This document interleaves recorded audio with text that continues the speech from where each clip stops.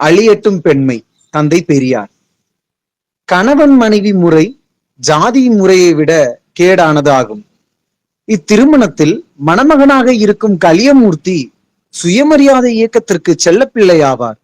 இயக்க காரியங்களுக்கு நாம் சொல்லாமலே நம் காரிய பணிகளை முன்னிலையில் நின்று காரியமாற்றக்கூடியவர். மணமகனின் தந்தை இயக்கத்திற்கு மிக தொண்டாற்றியவர்,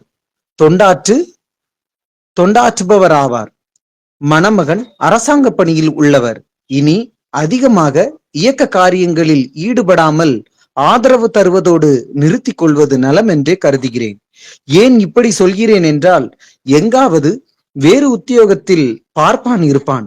அவன் இவர் இயக்க காரியத்தில் ஈடுபடுவது தெரிந்தால் எப்படியாவது எந்த குறையாவது குற்றத்தையாவது சொல்லி வேலையிலிருந்து நீக்க முயற்சிப்பான்.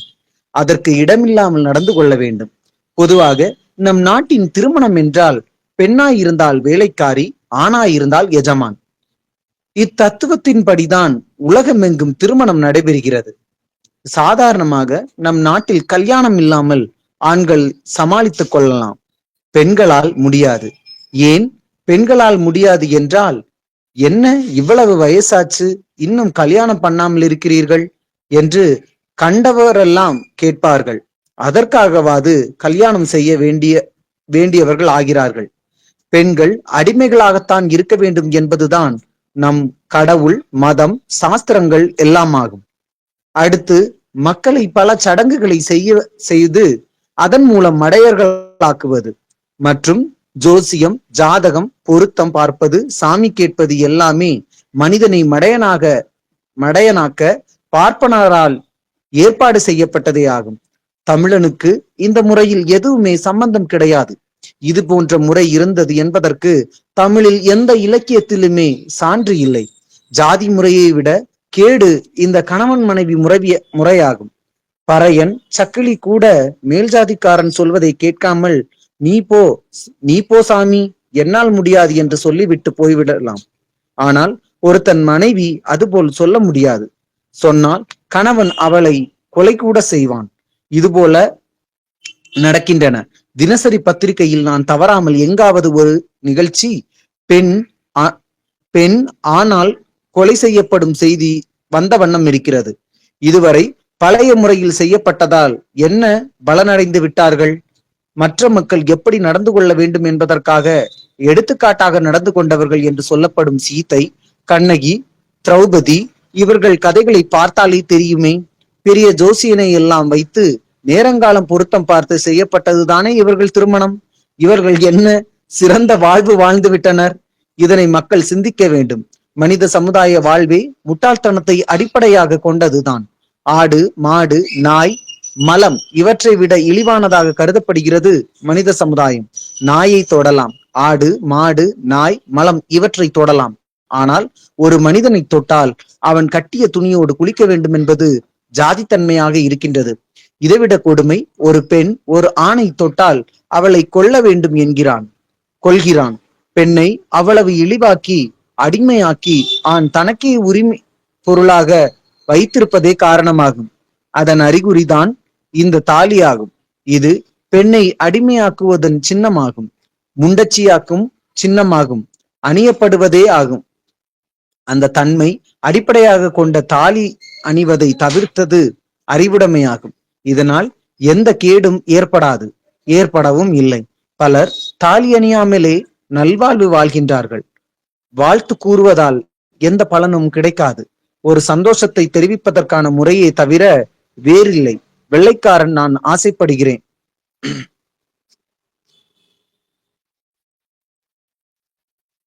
விரும்புகிறேன் என்றுதான் சொல்வான். இந்த வாழ்த்து கூறுவதே பார்ப்பான் நம்மை ஏமாற்ற பயன்படுத்துவதே தவிர, பார்ப்பனரால் ஏற்பாடு செய்யப்பட்டதை தவிர மற்றபடி அதனால் எந்த பயனும் இல்லை. மணமக்கள் நண்பர்களைப் போல பழக வேண்டும். வரவிற்கு மேல் செலவிடக்கூடாது. பட்டினி கிடந்தாலும் கடன்காரனாக கூடாது. ஆடம்பரமாக தங்களை காட்டிக்கொள்ளாமல் எளிய வாழ்வு வாழ வேண்டும். சினிமா, கோவில் இவற்றிற்கு செல்லக்கூடாது. நெய்வேலி, பம்பாய் போன்ற தொழில் நகரங்களுக்கு சென்று தொழிற்சாலைகளை பார்க்க வேண்டும். பிள்ளை பெறாமலே பார்த்து கொள்ள வேண்டும். மீறினால் 1 அல்லது 2ஓடு நிறுத்தி கொள்ள வேண்டும். குறவனுக்கு எப்படி திருடுவதில் அவமானம் இல்லையோ அதுபோல பிள்ளைக்குட்டிக்காரன் லஞ்சம் வாங்குவதிலும் பல்லை காட்டி கெஞ்சுவதிலும் அவமானப்படுவது கிடையாது. நீ பணக்காரனாக வேண்டும் என்று சொல்வதற்கு பதில் நீ நாசமாக போ என்று சொல்வதற்கு பதில் 10-12 பிள்ளைகளை பெற்றுக்கொள் என்று சொன்னாலே போதும். அப்பிள்ளைகளே அவனை நாசமாக்கிவிடும். வெற்றி செல்வி 14/7/1968 மாயாவரம் கலியமூர்த்தி திருமண விழா உரை விடுதலை 13/8/1968. இல்லறம் என்பது தொல்லையே. மனித சமுதாயத்திற்கு இருந்து வரும் தொல்லை என்பவற்றில் மாபெரும் தொல்லையும் மற்றெல்லா தொல்லைகளுக்கும் பிறப்பிடமாவதும் மனிதன் இல்லறம் நடத்துவது, சம்சாரம் நடத்துவது, குடும்பம் நடத்துவது, குடித்தனம் நடத்துவது என்பன போன்ற சொல்லின் பொருளான வாழ்க்கை நடத்துவதுதான். ஆணுக்கு பெண் தேவையும் பெண்ணுக்கு ஆண் தேவையும் வெறும் காம இச்சைக்குத்தானே ஒழிய குடும்பம் நடத்துவதற்கு அல்ல என்பதனை மனிதன் உணர வேண்டும். இந்த குடும்பம் நடத்துகிறது, இல்லம் நடத்துகிறது என்கிற தொல்லை மனிதனுக்கு ஏற்பட்டதற்கு அடிப்படை காரணம் சொத்துரிமை ஏற்பட்டதுதான். இந்த சொத்துரிமையின் தொல்லை குடும்பம் மாத்திரமல்ல, அதை தேடுவதிலும் பராமரித்து பாதுகாப்பதிலும் உள்ள தொல்லை மனிதனின் பெரும்பாலான நேரத்தை ஈடுபடுத்தி பெரும் கவலையில் மூழ்கி இருக்க வேண்டியதாகி விடுகிறது. மனித ஜீவனின் வாழ்வு இதற்குத்தானா பயன்பட வேண்டும்? இப்படி நான் சொல்வது வாய்ப்பேச்சு வேதாந்த ஞானம் என்று சொல்லப்படுவது இல்லை. அனுபவத்தின் பேரால், ஆராய்ச்சியின் பேரால் மனித சமுதாய நல்வாழ்வுக்கும் நிம்மதியான கவலையற்ற தன்மைக்கும் மனித ஜீவ வளர்ச்சிக்குமாகவே சொல்வதாகும். மனிதன் இதை நான் சொல்லுவதை ஏற்பதற்கு ஏதோ கஷ்டமாய் இருப்பதாகவும் ஏற்கனவே முடியாது என்று யாரும் கருத வேண்டியதில்லை. இல்லறம் வேண்டாம், குடும்ப வாழ்க்கை வேண்டாம் என்பதற்கு மனிதன் ஆணோ பெண்ணோ எந்த விதமான கஷ்டமும் எடுத்துக்கொள்ள வேண்டியதில்லை. ஒரே ஒரு காரியம் செய்யாமல் இருந்தால் போதும், அதுவே போதும். அதாவது மனிதன் கல்யாணம், திருமணம், வாழ்க்கை துணை ஒப்பந்தம் என்பவற்றில் எதையும் செய்து கொள்ளாமல் இருந்தால் அதுவே போதும். அதுதான் மனிதனுக்கு விடுதலை, மோட்சம் என்பது. அதனால் குடும்பமே ஏற்படாது, தேவையும் இருக்காது. மனிதனுக்கு திருமணம் செய்து கொள்ளாவிட்டால் தொல்லையோ கவலையோ கூட இருக்காது, இருக்க இடமும் ஏற்படாது. இந்தபடி இருக்க முடியுமா என்று கேட்கலாம். முடியும், முடிந்தும் இருக்கிறது. சில நாடுகளில் சமீப காலம் வரையில் பழக்கத்தில் அனுபவத்தில் இருந்து வந்திருக்கிறது, ஓர் அளவுக்கு இருந்தும் வருகிறது.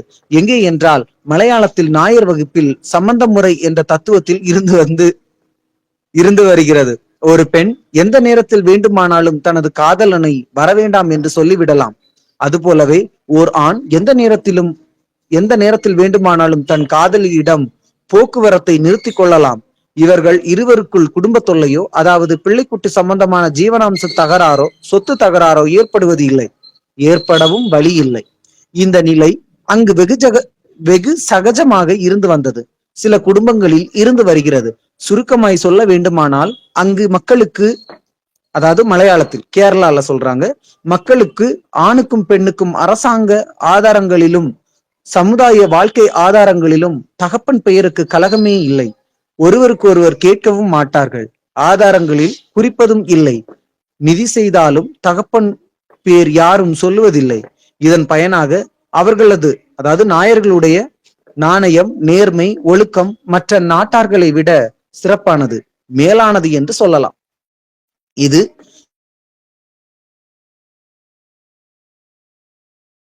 இங்கு இந்த குடும்ப தொல்லை காரணமாக ஒரு பெண்ணுக்கு 2-3 கணவன்மார்கள் உண்டு. இவர்கள் இந்த கணவர்களில் உறவின்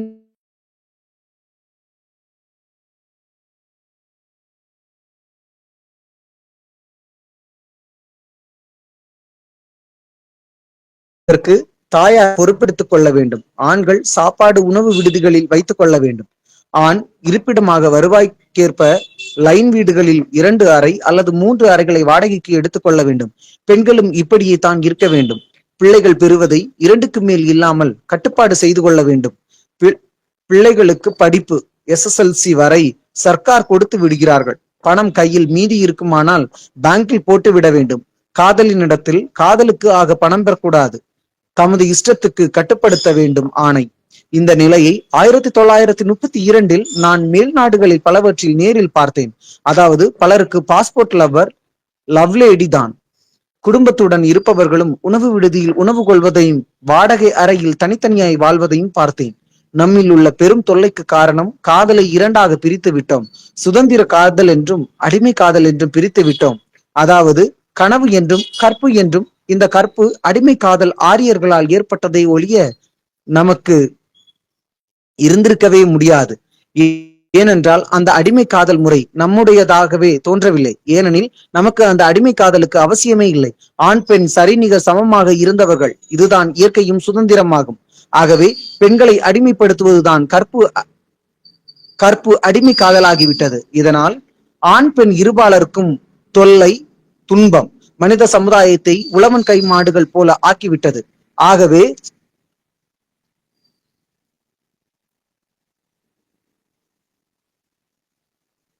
திருமணம் என்பது ஒரு பெண்ணை சுவாதீனமற்ற அடிமையாக்குவது மாத்திரமல்லாமல் ஓர் ஆணும் இல்லற முறைக்கு கவலைக்கு அடிமையாகிறான்.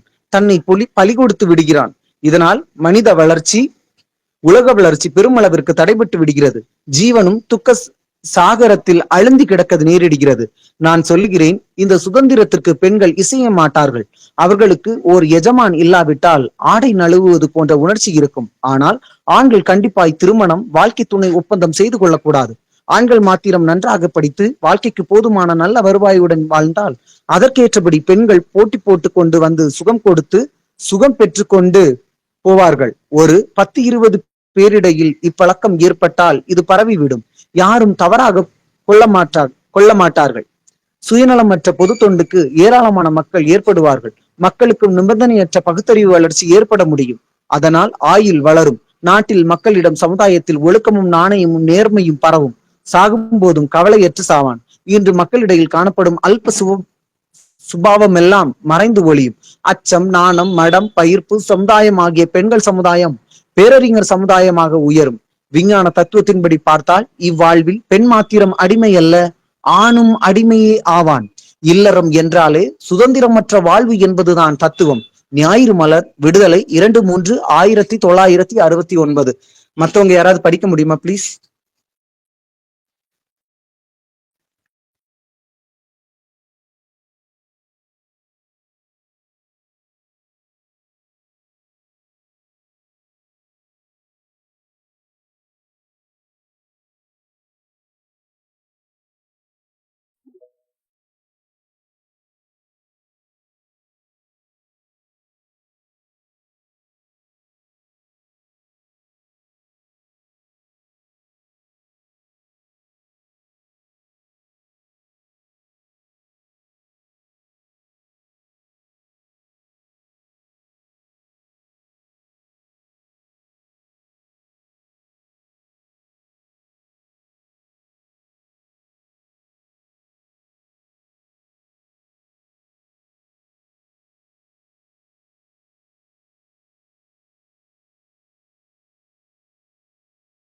கேக்குது மேடம், கேக்குது.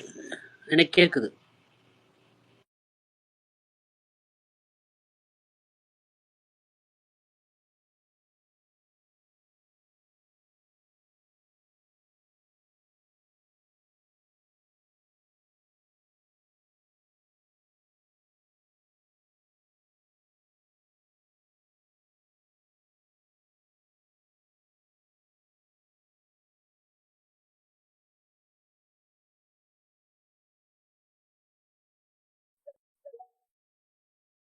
குற்றமாக்க வேண்டும்.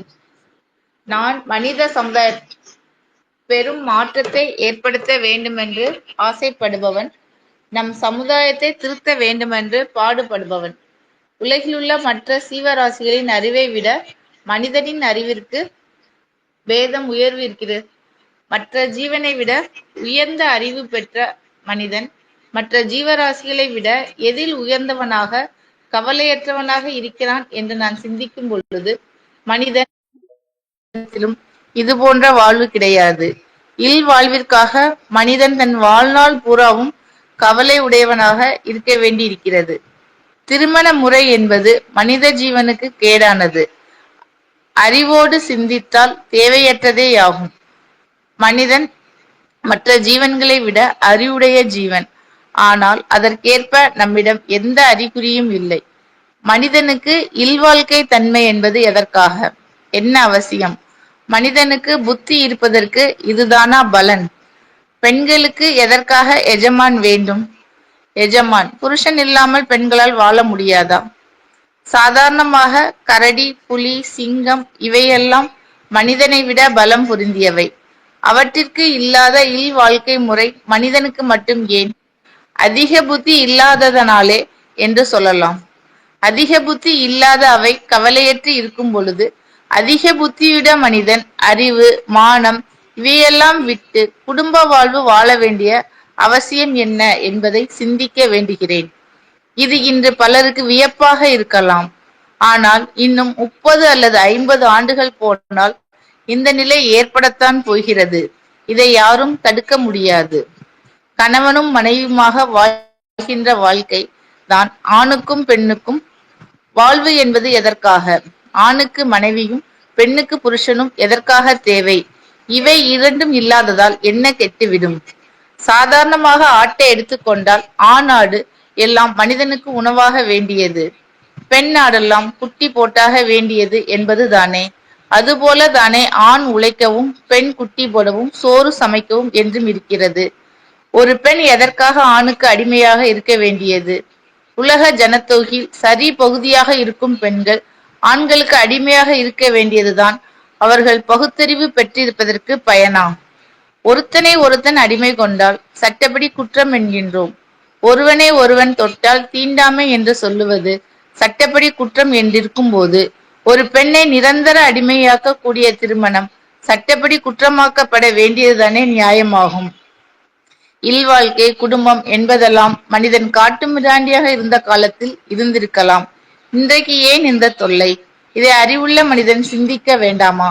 மனிதன் ஒவ்வொரு காரியத்திலும் மேலே போக வேண்டுமென்று விரும்புகிறான், போய்கொண்டிருக்கிறான். 3000 வருஷம் மனிதன் இருந்தும் இதுதான் வாழ்விற்கு என்றால் சோம்பேறிகள் சொல்கின்ற மோட்சத்திற்கு போகலாம், சொர்க்கத்திற்கு போகலாம் என்று மனிதன் சிந்தனையும் அறிவும் அற்று அதனை நம்பிக்கொண்டிருப்பது போலத்தானே இல்வாழ்க்கை, குடும்பம் என்பவைகளால் மனிதன் சுய சிந்தனையும் சுதந்திரமும் அற்றவனாக இருக்கின்றான்.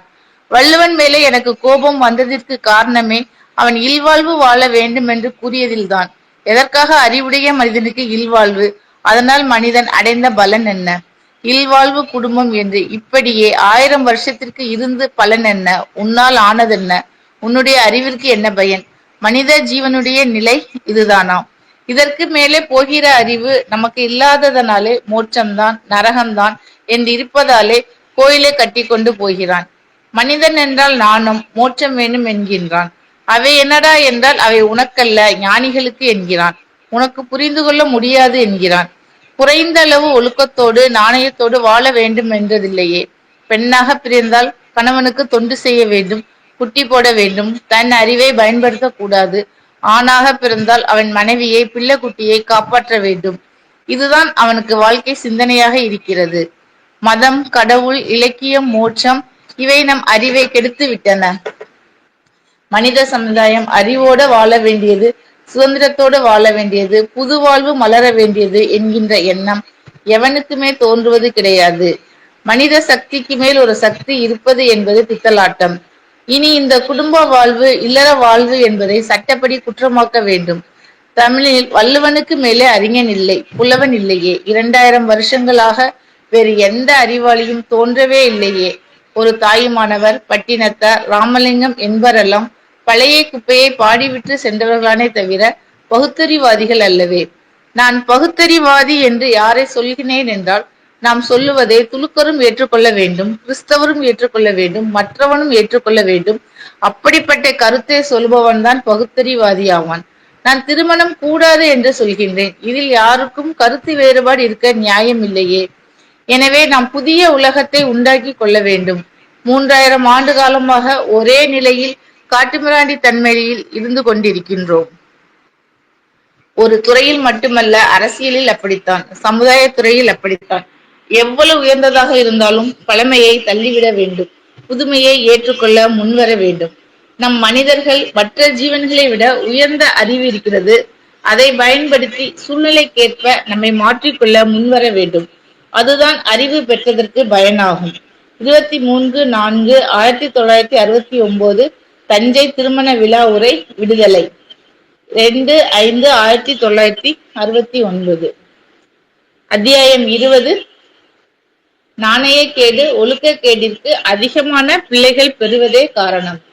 தோழர்களே, இன்றைய தினம் இந்த கூட்டமானது குடும்ப கட்டுப்பாடு இருவார விழா சுகாதார நிலையத்தின் 10வது ஆண்டு விழா என்கிற பெயரால் கூட்டப்பட்டதாகும். இந்த விஷயங்களை பற்றி தலைவர் அவர்களும் மற்றவர்களும் நல்ல வண்ணம் அரிய கருத்துக்களை எடுத்து சொன்னார்கள். இதில் நானும் வந்து எனக்கு தெரிந்த கருத்துக்களை எடுத்து சொல்ல வேண்டும் என்று அழைக்கப்பட்டதற்கு இணங்க சில விஷயங்களை சொல்கிறேன். இந்த இந்திய நாட்டிலேயே குடும்ப கட்டுப்பாடு கர்ப்பத்தடை என்பது பற்றி முதலில் பேசியவன் எழுதியவன் நானேயாவேன். இதனால் அந்த காலத்தில் பெரிய எதிர்ப்புக்கெல்லாம் ஆளானேன். கிறிஸ்தவர்கள் எதிர்ப்பு மிக அதிகமாக இருந்தது. கர்ப்ப ஆட்சி என்ற கட்டுரை எழுதியது 1930. அந்த கட்டுரையிலே 2 வருடங்களுக்கு முன்பு எழுதியிருக்கிறேன் என்று குறிப்பிட்டு ஒரு கருத்தை வெளியிட்டிருக்கிறேன். அதற்கும் முன்பிருந்தே இந்த பிரச்சாரம் செய்து கொண்டு வருகிறேன். என்றாலும் மதத்தின் பெயரால் எதிர்த்தவர்கள் எதிர்த்துக் கொண்டே இருப்பார்கள். ஒரு கட்டுரை அல்ல, 2 கட்டுரை அல்ல, பல கட்டுரைகளை எழுதியிருக்கின்றேன். அவற்றையெல்லாம் தொகுத்து 1936 கர்ப்ப ஆட்சி என்ற தலைப்பில் புத்தகமாக போட்டிருக்கின்றேன். இப்பொழுது நான் இந்த பிரச்சாரத்தை எந்த முறையில் செய்து கொண்டு இருக்கிறேன் என்றால், சுயமரியாதை திருமணம் என்கிற பெயரால் செய்யப்படும் திருமணங்களில் எல்லாம் ஆசி கூறும்போது அளவோடு குழந்தைகளை பெற்றுக் கொள்ளுங்கள் என்றும், 2 குழந்தைகளுக்கு மேல் பெற்றுக்கொண்டு தொல்லைப்படாதீர்கள் என்றும், அதிக குழந்தைகளால் தங்களுக்கு மட்டுமல்ல சமுதாயத்திற்கும் கேடு என்று விளக்குவதன் மூலம் செய்து வருகின்றேன். இப்பொழுதுள்ள நிலைமை, அரசாங்கமே முயற்சி எடுத்து அதற்காக பெரிய நிலையங்களை எல்லாம் ஏற்படுத்தி பிள்ளை பெறுவதை குறைக்க வேண்டும் என்று ரொம்ப பணம் செலவழிக்கிறார்கள், பிரச்சாரம் செய்கிறார்கள். அதில் ஒன்றுதான் இந்த விழாவாகும். பொதுவாகவே உலகத்தில் மனிதன் சுகப்பட பிறந்தவனே ஒழிய தொல்லைப்படுவதற்கு கஷ்டப்படுவதற்காக அல்ல. குழந்தைகள் அதிகம் உள்ளவன் சுக வாழ்வு என்பது முடியாது. அவன் வாழ்வு பூராவும் அவற்றுக்கே செலவிட வேண்டியவன் ஆகின்றான். ஒரு நாடு மனித சமுதாய வாழ்வுக்கு கட்டுப்பட்டு சமமான நிலையில் வாழ வேண்டுமானால் மனிதன் தொல்லைகள் அற்றவனாக அறிவோடு கூடியவனாக இருக்க வேண்டும். நம் நாடு ஏன் இவ்வளவு இழிவான நிலையில் இருக்கின்றது? மக்கள் ஏன் உணவு உடை பொருள்களுக்கு கஷ்டப்படுகிறார்கள் என்றால், மக்கள் தொகை பெருக்கத்தாலும் மக்களிடையே இருக்கும் மடமை, மூட நம்பிக்கை, பகுத்தறிவற்ற தன்மையுமே ஆகும். இப்பொழுது சாவு குறைந்து விட்டது. முன்பெல்லாம் 50 பிள்ளைகள் பிறந்தால் 50 பேர் இறப்பார்கள். கிறிஸ்து பிறந்த அந்த வருடத்தில் உலகத்தில் இருந்த மக்கள் தொகை 20 கோடி தான் ஆகும். அந்த 20 கோடி மக்கள் 1430வது வருடத்தில் கணக்கு பார்த்தால் அவர்கள் 45 கோடி பேர் ஆனார்கள். 1500 வருடங்களுக்கு அதிகரித்த மக்கள் 25 கோடி பேர் தான். காரணம் என்னவென்றால், 50 பேர் பிறந்தால் 50 பேர் சாவார்கள். பிறப்பும் இறப்பும் ஏறக்குறைய சமமாக இருந்தன. பின்னால் மக்கள் தொகை அதிகரித்து வந்திருக்கிறது. 1650லும் 47 கோடி மக்கள் தான் உலக ஜனத்தொகை. 1800 70 கோடி மக்களாக இருந்தது ஜனத்தொகை. 150 வருடங்களுக்கு 23 கோடி மக்கள் அதிகமானார்கள். அதன்பின் 1914 165 கோடி ஆயிற்று. 115 வருடத்தில் 95 கோடி மக்கள் அதிகமாகி விட்டார்கள். இது மேல்நாட்டானின் ஆட்சி வசதிகளால் ஏற்பட்டதாகும். 1953 உலக ஜனத்தொகை 326 கோடியாகி விட்டது. 40 வருடத்தில் 1க்கு 2 மடங்காக பெருகி போய்விட்டது. இது மேல்நாட்டவர்கள் முயற்சியால் மருத்துவமனைகள், சுகாதார வசதிகள், நோய்கள் எதுவானாலும் அவற்றிற்கு மருந்து, உடனுக்குடன் சிகிச்சை என்பதெல்லாம் ஏற்பட்ட பின் குறைந்த மக்கள் தொகை சிறிது சிறிதாக வளர்ச்சியடைந்து இப்பொழுது 370 கோடி என்று சொல்கிறார்கள். முன்பெல்லா காலத்தையும் விட இப்பொழுது மக்கள் தொகை அதிகரிக்க காரணம் என்ன? மக்கள் கிறிஸ்து பிறந்த போதெல்லாம் காட்டு மிராண்டிகளாக மிருகத்தோடு ஒன்றாக இறந்தார்கள். பிறந்தால் இறப்பது பகவான் செயல் என்று சொல்லிக் கொண்டிருந்தார்கள். பின்னால் மேல்நாட்டானின் முயற்சியாலும் அவர்கள் தம் நாட்டையெல்லாம் ஆளும்படியான வாய்ப்பு ஏற்பட்டதாலும் அவன் சுகாதார வழிகளில் செய்ய பிரயத்தனத்தாலும் மக்கள் தொகை அதிகமாகி விட்டது. உலகத்திலேயே படித்தவனெல்லாம் நல்ல மனிதனெல்லாம் கூட பிச்சை எடுக்க வேண்டி வந்தது இந்த பிள்ளைகுட்டியிலே ஆகும். பிச்சை எடுப்பது எப்படி என்றால், பல்லை காட்டிக்கொண்டு கெஞ்சுகிறான். ஐயா, நான் பிள்ளைகுட்டி காரணங்க, எனக்கு 6 பிள்ளை 8 பிள்ளை, என்னை மாற்றி விட்டார்கள், பிள்ளைகள்லாம் படித்துக் கொண்டிருக்கிறார்கள், ரொம்ப கஷ்டப்படுகிறேன், எப்படியாவது இந்த மாற்றத்தை ரத்து செய்ய வேண்டும் என்று கெஞ்சுகிறார்கள். லஞ்சம் வாங்கி வேலை இழந்து விட்டவனும் பிள்ளை குட்டியை காட்டி எனக்கு இத்தனை பிள்ளைகள் இருக்கின்றன, வேலை போய்விட்டது, எப்படியாவது வேலை வாங்கி கொடுங்கள் என்று காலை பிடிக்கிறான். ஏண்டா லஞ்சம் வாங்கினாய் என்றால் இத்தனை பிள்ளை குட்டைகளுக்கு கொடுக்கின்ற சம்பளம் காணவில்லை என்கிறான். இப்படி நாணயக்கேடு, ஒழுக்கக்கேட்டிற்கு அதிகமான பிள்ளைகள் பெறுவதே காரணமாகும். ஒன்று இரண்டு குழந்தைகளோடு தொலைந்து போகட்டும், அதற்கு மேல் பெற்றால் அரசாங்கம் வரி போட வேண்டும். அப்படி ஒரு ஏற்பாடு செய்தால்தான் இன்னமும் நாணயம், ஒழுக்கம், நேர்மையெல்லாம் விடுபட்டு விடும். ஏண்டா இத்தனை பிள்ளை என்றால் பகவான் கொடுக்கிறான், நான் என்ன செய்வது என்கிறான். பகவான் உனக்கு பிள்ளை கொடுத்தான் என்றால் கூடையே ஒரு மாட்டையும் கொடுப்பானே. பிள்ளைக்கு பால் கொடுக்காத பகவான் என்ன முட்டாளா? நீ பிள்ளையை மட்டும் கொடுத்து விட்டு மாடு கொடுக்காமல் இருக்க? நீயும் உன் பெண்ணும் பிறக்கும் போது சேலையும் வேட்டியும் கட்டிக்கொண்டா பிறக்க முடிந்தது? இயற்கை என்று சொன்னால் பிறந்தது போலல்லவா இருக்க வேண்டும்? எதில் நீ இயற்கையோடு இருக்கிறாய்? சோறு தின்பதுகளாகட்டும், துணிமணிகளை அணிவதுகளாகட்டும், மற்றும் வாழ்விற்கு தேவையான வசதிகளை செய்து கொள்வதாகட்டும், எதில் நீ இயற்கையோடு இருக்கிறாய்? உனக்கு தேவையானவற்றிற்கு மட்டும் இயற்கையும் பகவானையும் சொல்வதில்லையே. உன் பாட்டுக்குத்தானே உனது காரியங்கள் எல்லாம் செய்கிறாய். இயற்கை, பகவான் என்று எந்த காரியத்தை செய்யாமல் இருக்கிறாய்? அல்லது உனது வாழ்க்கையில் எதில் நீ இயற்கையோடு வாழ்கிறாய்? மனிதனுக்கும் மிருகத்திற்கும் உள்ள பேதமே மனிதனுக்கு சிந்தனையையும் ஆறாவது அறிவும் இருப்பதே ஆகும். மனிதன் பிறந்து வாழ்வது பிள்ளைகள் பெற்றுக்காக மட்டுமே அல்லவே. அதிகமான குழந்தைகளை பெற்றுக் கொள்வதால் மனிதனின் ஒழுக்கம், நாணயம் எவ்வளவு கெடுகிறது என்று பார்க்க வேண்டும். 10, 12 பிள்ளைகள் என்றால் அவன் எப்படி ஒழுக்கத்தோடு நாணயத்தோடு வாழ முடியும்? உனக்கு கொடுக்கின்ற சம்பளம் 300 என்றால் கூட போதாதே. குழந்தைகள் படிக்க வேண்டும், பாட்டு நடனம் கற்றுக்கொள்ள வேண்டும், நவநாகரிக உடைகள் உடுத்த வேண்டும். இப்படியெல்லாம் இருக்கும் பொழுது மனிதன் தவறு செய்யாமல் எப்படி இந்த குழந்தைகளை காப்பாற்றுவான்? அவன் நாணயம், நேர்மை உடையவனாக இருந்தாலும் பிள்ளை குட்டிகளை முன்னிட்டு அதிலிருந்து தவற வேண்டியவன் ஆகிறான். இந்த பிள்ளை பெறுகிற வேலை ஆண்களுக்கு இருந்தால் தடுத்திருப்பான். பெண்களுக்கு இருப்பதால், அதுவும் அவர்கள் வீட்டிலேயே இருப்பதால், சோறு சமைப்பது, வீட்டு வேலை செய்வது, கணவனுக்கு தேவையான காரியங்களை கவனிப்பது என்பதோடு இருப்பதால், ஆண்களுக்கு தங்களை அடிமைப்படுத்தி கொண்டிருக்க நிலையிலே இருப்பதால், பெண்களும் பிள்ளை பெறுகின்ற வேலையை பெரிய பழுவாக கருதவில்லை என்பதோடு அது தங்களின் கடமை என்றே கருதும்படியாகவும் நம் புராண இதிகாசங்கள் அவர்களை ஆக்கிவிட்டது. இந்த பிள்ளை குட்டிகள் அதிகமானதால் விலை ஏற்றமடைகிறது, போதாமை அதிகமாகிறது. பணக்காரனுடன் ஏழை போட்டி போட முடியவில்லை. பணக்காரனுக்கு நல்ல பண்டமாக கிடைக்கிறது, ஏழைகளுக்கோ மிக மோசமான பொருள்களே கிடைக்கின்றன. அதற்கும் அவன் விலை அதிகம் கொடுத்து வாங்க வேண்டியிருக்கிறது. இதையெல்லாம் எவனும் நினைப்பதில்லை.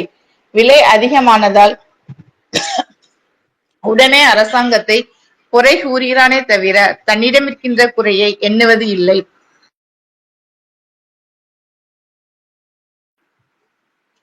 நான் 1928 குடும்ப கட்டுப்பாடு பிரச்சாரத்தை ஆரம்பிக்கும் பொழுது அரசாங்கமே எதிர்த்தது. பிறகு கொஞ்சம் கொஞ்சமாக நாடெல்லாம் பரவிற்று. இப்பொழுது இந்தியாவில் நம் நாடுதான் முன்னணியில் இருக்கிறது. பிள்ளை பெறுவதை குறைத்து கொண்ட அறுவை சிகிச்சை செய்து கொண்டவர்கள் இந்தியாவில் மொத்தம் 30,40,000 பேர். இதில் தமிழ்நாட்டில் மட்டும் 5,40,000 பேர் கருத்தடை செய்து கொண்டிருக்கிறார்கள். தமிழ்நாட்டில் இருப்பவர்கள் 3.25 கோடி மக்கள். இந்தியாவில் எடுத்துக்கொண்டால் ஜனத்தொகைப்படி நாம் 14இல் ஒரு பங்காக இருக்கின்றோம். நம் நாடு 14இல் ஒரு பங்காக இருக்கின்ற மக்களை கிட்டத்தட்ட 5இல் ஒரு பங்கு கருத்தடை செய்து கொண்டிருக்கிறோம். நியாயமாக 14இல் ஒரு பங்காக இருக்க வேண்டும். நாம் தான் அதிகமாக கருத்தடை செய்து கொண்டிருக்கிறோம். 7 கோடி மக்களுள்ள உத்தரப்பிரதேசத்திலே 2 லட்சம் பேர் தான் கருத்தடை செய்து கொண்டிருக்கின்றனர். மற்ற மாநிலங்கள் எதை எடுத்துக்கொண்டாலும் நம்மை விட குறைந்த அளவிலேயே கருத்தடை செய்து கொண்டிருக்கின்றனர். இந்தியாவிலேயே நம் நாட்டில்தான் முதல் இந்த பிரச்சாரத்தை ஆரம்பித்து செய்து கொண்டு வருகின்றேன். நான் செய்து வந்த பிரச்சாரமும் முயற்சியும் வீணாக போகவில்லை. நாம் என்ன முடிவு செய்ய வேண்டும்? 1-2 குழந்தைகளோடு நிறுத்திக் கொள்ள வேண்டும். எந்த காரணத்தை கொண்டும் அதற்கு மேல் பிள்ளை பெறக்கூடாது. இதனால் மனிதனின் ஒழுக்கம், செல்வம் இவை வளர்வதோடு சுதந்திரமாக கவலையற்று வாழ முடியும் என்பதோடு நாட்டிலேயே அதிக நெருக்கடி ஏற்பட்டு ஒருவனே ஒருவன் தின்கின்ற நிலையும் இல்லாமல் போகும். நம் நாட்டில் குழந்தை பெறுவதை மதத்தோடு பிணைத்து விட்டான். குழந்தை இல்லாவிட்டால் நரகத்திற்கு போவான் என்கிறான். குழந்தை தனக்கு பிறக்கவில்லை என்றால் வேறு யாரிடமாவது தன் மனைவியை விட்டு குழந்தை பெற்றுக்கொள்ளலாம் என்கின்றான். இது ஞான பூமி, அவன் பிறந்த பூமி, இவன் பிறந்த பூமி என்பான். ஆனால் உலகத்தை எடுத்துக்கொண்டால் நாம் இன்றும் காட்டு மிராண்டிகள்தான். நம் முன்னோர்கள் என்ன சொன்னார்கள், பாட்டன் எப்படி இருந்தான் என்று பின்னால் போவானே ஒழிய நமக்கு முன்னுள்ள நாட்டு மனிதன் எப்படி வாழ்கிறான் என்று முன்னோக்கி செல்ல மாட்டான். தனது அறிவை முன்னோக்கி சிந்திக்க விடமாட்டான். 2000 வருடங்களுக்கு முன் எப்படி இருந்ததோ 2 கோடி வருடங்களுக்கு முன் நம் ரிஷிகளும் வெங்காயங்களும் என்ன சொன்னார்கள் என்று பார்ப்பானே ஒழிய நாளைக்கு நடக்க கூடியவை பற்றி, எதிர்காலத்தை பற்றி சிந்திப்பது கிடையாது. நம் மக்கள் நாளையை பற்றி சிந்திக்காததும் பகுத்தறிவை பற்றி கவலைப்படாததும் எல்லாம் கடவுள் செயல் என்று நம்பிக்கொண்டிருந்ததும் தான் நாம் வளர்ச்சி அடையாமைக்கு காரணமாகும். ஆனாலும் வெள்ளக்காரன் வந்ததாலே, அவன் முயற்சி எடுத்து பல அற்புத அதிசயங்களை கண்டுபிடித்ததாலே கடவுள் எங்கேயோ போய்விட்டான். இப்போது மனிதன் சாவதில்லை. 2 நாட்களுக்கு முன் பத்திரிகையில் பார்த்தேன், இதயத்தையே மாற்றி வைத்திருக்கிறார்கள். இன்னொருவருடைய இதயத்தை எடுத்து வயதான ஒருவனுக்கு வைத்து அவனை மேலும் வாழும்படி செய்திருக்கிறார்கள். இப்படி பல அதிசய அற்புதங்களை செய்து கொண்டு வருகிறார்கள். நம் நாட்டில் மிக படித்த மேதாவிகள், விஞ்ஞானத்திலே பட்டம் பெற்றவர்கள், டாக்டர்கள், ஆசிரியர்கள் இருக்கிறார்கள். அவர்கள் பூகோளம், வானசாஸ்திரம் எல்லாம் நன்றாக கற்றவர்கள். அவை பற்றியெல்லாம் ஆராய்ச்சி செய்தவர்கள். அவர்களே கிரகணம் வருகிறது என்றால் வீட்டில் உட்கார்ந்து கொண்டு துக்கம் கொண்டாடுகிறார்கள். சூரியனையும் சந்திரனையும் பாம்பு விழுங்கிவிட்டது என்று அதை மிக்க ஜபம் செய்கின்றனர். இப்படி நம் நாட்டின் அறிவிற்கும் வாழ்விற்கும் சம்பந்தமில்லாமல் போய்விட்டது. 30/12/1968 வாலிகண்டபுரம் குடும்ப கட்டுப்பாட்டு வார விழா உரை விடுதலை 12/1/1969. அத்தியாயம் 21. பெண் ஆணின் சொத்தா? தமிழனுக்குள் இல்லாத இந்த முறையினை பார்ப்பான் எதற்கு புகுத்தினான் என்றால், மனிதனை அடிமையாக்கவும் முட்டாளாக்குவதற்கும் ஜாதி இழிவை நிலை நிறுத்தவும் ஏற்பாடு செய்யப்பட்டதுதான் கல்யாணம் ஆகும். இதைத்தான் வள்ளுவனும் சொன்னான், மற்றவனும் சொன்னான். எதற்காக அப்படி சொன்னான் என்றால், பெண் அடிமையை வலியுறுத்துவதற்கே ஆகும். சீர்திருத்த திருமணம் செய்ய வேண்டுமென்ற ஆசையால் ரூபாய் 200 கொடுத்து என்னை கூப்பிடுகின்றான். அவனும் நேரம் பார்த்து நாள் பார்த்துதான் செய்கின்றான். அப்படி நம் ரத்தத்தோடு ஊறிவிட்டது. அதை போக்குவது கஷ்டம்தான். என்றாலும் போக்கித்தான் ஆக வேண்டி இருக்கிறது. அதை போக்காமல் நம் இழிவை, சூத்திரத்தன்மையை, மானமற்ற தன்மையை போக்க முடியாது. என்ன கஷ்ட நஷ்டம் வந்தாலும் அதை பற்றி சிறிதும் சிந்திக்காமல் இதை மாற்றியாக வேண்டும். எவன் ஒருவன் பெண் விடுதலையை விரும்புகின்றானோ, மூட நம்பிக்கையை ஒழிக்க வேண்டுமென்று நினைக்கிறானோ, அவன் இந்த முறையில்தான் வாழ்க்கை ஒப்பந்தத்தை செய்து கொள்ள வேண்டும். மற்ற முறைகள் அனைத்தும் பெண்ணடிமை, மூட நம்பிக்கை, ஜாதி இழிவு ஆகியவற்றை நிலைநிறுத்த கூடியவே ஆகும். நமக்கிருக்கிற புராணங்கள், கடவுள் கதைகள், இலக்கியங்கள் யாவும் பெண்ணடிமையை வலியுறுத்த கூடியவே ஆகும். பெண்களுக்கு நீதி சொன்னவர்கள் அத்தனை பேருமே பெண்கள் என்றால் அச்சம், நாணம், மடம், பயிர்ப்பு என்கிற தன்மையோடு கற்புடையவர்களாக இருக்க வேண்டுமென்றுதான் சொல்லியிருக்கிறார்களே ஒழிய ஒருவர் பெண் சுதந்திரத்தோடு இருக்க வேண்டும் என்று சொல்லவில்லை. வள்ளுவரே பெண்ணடிமையை வலியுறுத்துகிறார். வள்ளுவனை விளம்பரப்படுத்தியவன் நான். திருக்குறளை பரப்பியவன் நான். புலவர்களை விட அவர் கொஞ்சம் பரவாயில்லையே என்பது தான் ஒழிய அவர் கருத்துக்கள் அத்தனையுமே ஏற்றுக்கொள்ளத்தக்கது என்பதல்ல. தற்கொண்டான் வேணி என்கிறார். தற்கொண்டான் என்றால் தன்னை கொண்டவன், அதாவது தன்னை விலைக்கு வாங்கியவன் என்றுதானே பொருள். அப்படியானால் பெண்கள் வாங்குகிற பொருள் என்றானே அர்த்தம். அதுபோன்று ஆணை சொல்லவில்லையே. எழுதியவன் 2 பேரையும் ஒன்றாக வைத்து எழுதியிருந்தால் சரி. பெண் பதிவிரதையாக இருக்க வேண்டுமென்று சொன்னவன் ஆண் சதி விரதத்தோடு இருக்க வேண்டுமென்று சொல்லவில்லையே. நான் வள்ளுவனை குற்றம் சொல்லவில்லை. அவன் வாழ்ந்த காலம் பெண்ணடிமை மிக கொடுமையாக இருந்த காலம். அதற்கேற்றபடி எழுதியிருக்கிறார். அது இன்றைக்கு எப்படி பொருந்தக்கூடியதாக இருக்க முடியும்? பொதுவாக திருமணம் என்றால் ஆண் பெண்ணையோ பார்த்து ஏற்பாடு செய்வது கிடையாது. நீ பெண்ணுக்கு திருமணம் என்றால் ஜாதகம், ஜோசியம், பொருத்தம், நாள், நட்சத்திரம் இவற்றை பார்க்கிறாய். நீ அன்னக்காவடி சீதையின் திருமணம் வசிஷ்டனை வைத்து ஜோசியம் பொருத்த பார்த்து செய்யப்பட்டதுதானே. வசிஷ்டனை விட ஜோசியம் பொருத்தம் பார்க்கக்கூடியவர்கள் இல்லை. அப்படிப்பட்டவனை வைத்து பொருத்தம் பார்த்து செய்த திருமணத்தில்தான் சீதை இன்னொருவனுக்கு சினையாகி கணவனால் அடித்து விரட்டப்பட்டிருக்கின்றாள். உண்மையாக நடக்கவில்லை என்றாலும் அவள் துன்பப்பட்டதாக எழுதியிருக்கின்றான். உண்மையாக நடந்தது என்று சொல்லவில்லை. இதற்காக எழுதிய கதையே இப்படி இருக்கிறது. ஜோசியம், பொருத்தம் இவை சக்தியுள்ளவர்களாக இருந்தால் இவ்வளவு விதவைகள் ஏன் இருக்கின்றார்கள்? இதையெல்லாம் நம் மக்கள் சிந்திக்க வேண்டும். நம் இலக்கியங்கள், புலவர்கள் எல்லோருமே பொம்பளையை கெட்டு போனவன் என்பதற்கு 1000 சொற்கள் சொல்கிறார்கள். ஆணை கெட்டு போனவன் என்று சொல்ல ஒரு சொல் கிடையாது. மணமக்கள் தங்கள் வாழ்க்கையில் வரவுக்கு உட்பட்டு செலவு செய்ய வேண்டும், ஆடம்பரமான வாழ்வு வாழ வேண்டும் என்று ஆசைப்படக்கூடாது. சாதாரண எளிய வாழ்வு வாழ வேண்டும். பிள்ளைகள் பெறுவதில் மிக ஜாக்கிரதையாக இருக்க வேண்டும். மனிதன் ஒழுக்கம் கெடுவதற்கு காரணம் இந்த பிள்ளை குட்டிகளை பெற்றுக் கொள்வதால் தான். அவர்களுக்கு தேவையானவற்றை கவனிக்கவே அவன் வாழ்நாள் பூராவும் சரியாகிவிடும். அவர்களை படிக்க வைக்க, வேலை வாங்கி கொடுக்க, இதற்கே அவனுக்கு சரியாகிவிடும். கர்ப்பத்தை தடுக்காதே என்று சொல்கிறானே, அவனெல்லாம் தீரன். லஞ்சம் வாங்குவதிலே. இயற்கையாக மனிதன் ஒழுக்கமாக இருக்க வேண்டுமெனில் பிள்ளைக்குட்டி பெறுவதை கூடியவரை குறைத்துக் கொள்ள வேண்டும். மூட நம்பிக்கையான காரியங்களில் ஈடுபடக்கூடாது. கண்டிப்பாக கோயில்களுக்கு போகக்கூடாது. பகுத்தறிவோடு நடந்து கொள்ள வேண்டும். பெண்கள் வளர்ச்சியடையாமல் போனதற்கு காரணம் நாம் அவர்களை எதையும் செய்ய ஒட்டாமல் தட்டி தட்டி அடக்கி வைத்திருப்பதே ஆகும். 3.5 கோடி மக்கள் தமிழ்நாட்டில் வாழ்கிறார்கள் என்றால் 1.45 கோடி பெண்கள் அடிமைகள் தானே. அவர்களால் சமுதாயத்திற்கு எந்த பலனும் கிடைக்க முடியாமல் போய்விட்டது. ஜப்பானில் 100க்கு 50 பேருக்கு கணவன் இல்லை. அவர்கள் எல்லாம் ஒன்றும் கெட்டு போய் விடவில்லையே. மலையாளத்திலே இந்த அநேகம் பேருக்கு கணவன் கிடையாது. அவர்களெல்லாம் கெட்டு போய் விட்டார்கள் என்று சொல்ல முடியாது. 18/8/1968 கலியமூர்த்தி ராசகுமாரி திருமண விழாவில் நிகழ்த்திய உரை.